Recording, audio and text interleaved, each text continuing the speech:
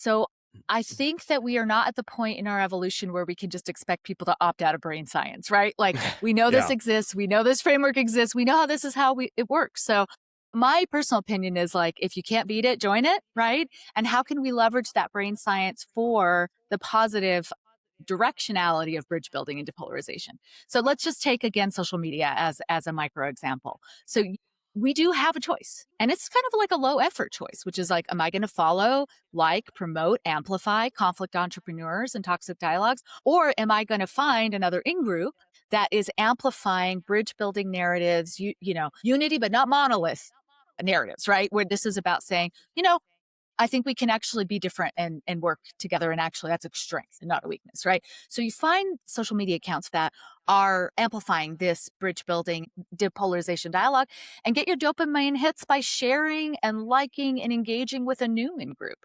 So this in group is real and it's growing. I'll give you a couple examples.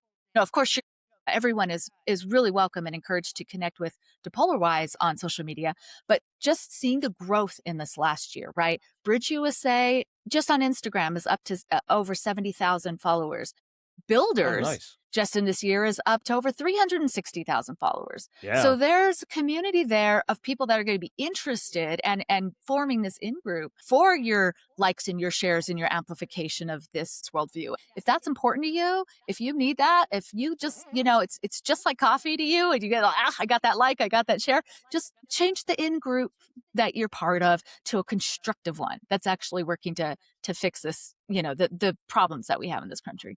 The second thing I'll say, and it's more high effort, but it's directly engaging in working on achieving supraordinate goals across unlikely coalitions, right? So there's a video on DepolarWise that I really encourage people to watch, and it's in like our what to watch section. So if you like video content, it's there for you. It's from Carnegie Mellon researchers on this topic. And they talk about, which goes back to what you were saying earlier, the kind of initial thinking around depolarization was like, how can we make efforts to just make people get along better, like be nicer to each other and, and just kind of kumbaya or these like the soft woo woo stuff you were talking about. And what the research is really showing, especially from other countries, is that doesn't fix it. What fixes it is getting unlikely coalitions, people that you wouldn't think agree with each other, and giving them a goal that's bigger than the micro goals that these communities have. So a superordinate goal that everybody goes, yeah, I want to solve that. Maybe my beliefs and needs around it are different than your beliefs and needs around it, but we want to get at that and we need to fix it.